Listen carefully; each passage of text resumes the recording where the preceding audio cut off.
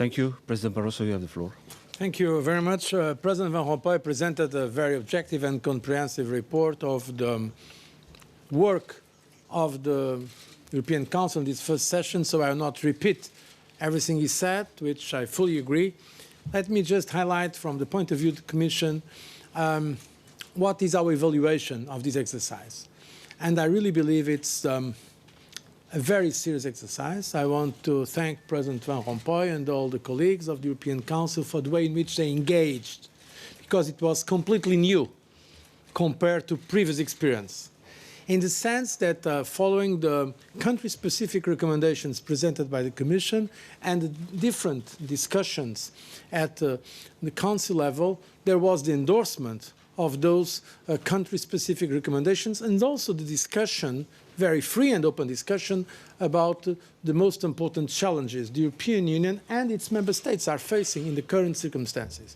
I had the occasion to present a report in terms of panorama in general, not so much focus on specific countries, but making a comparison according to some indicators and also relating to the targets of the 2020 about where we are in addressing those challenges. I will not, of course, repeat everything I said during this working session, but, of course, it will not be a surprise for you that I insisted on the need to continue fiscal consolidation, the need to fix the banking sector, the need to correct macroeconomic imbalances, the importance of pursuing a pension systems reform, the need to front-load growth, and also tackling at the same time the social impact of some of our reforms.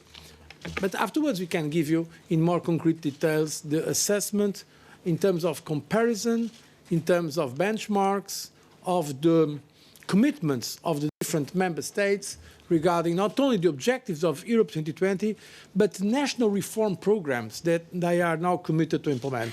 So I can tell you that on the basis of the experience I have now in the European Council, this was the first time I saw this kind of engagement at heads of state and government level discussing these kind of issues, including sensitive issues of national decision and national responsibility.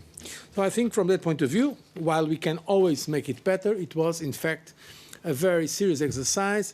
And I am happy that, as the President of the European Council just said, there was not the attempt now to water down the, what I believe are very objective and sometimes very direct recommendations made by the Commission.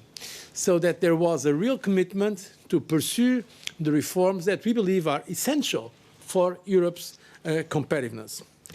We also discussed the situation in terms of the countries under programs of the European Union and IMF, and more specifically regarding Greece.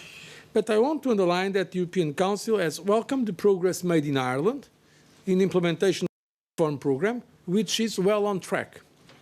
It also welcomes the strong commitment by the newly elected Portuguese government to fully implement its program of reforms, building on a cross-party consensus on the need to reform. Strict implementation of those programs will ensure debt sustainability and will support the return of Ireland and Portugal to the financial markets.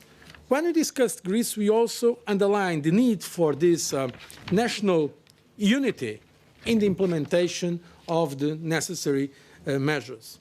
Regarding Greece, I'd like to brief you on an initiative I took recently regarding the need to promote also growth and employment. I want us to use every available possibility to stimulate jobs and growth in Greece. Fiscal consolidation is indispensable. Structural reforms are indispensable. The privatization program as well. But we have to make it clear that this is a contribution for growth. And I have presented this initiative after consultations with Prime Minister Papandreou to look at how we can use the existing European funds, structural funds, in Greece so that they maximize their immediate impact on growth and jobs.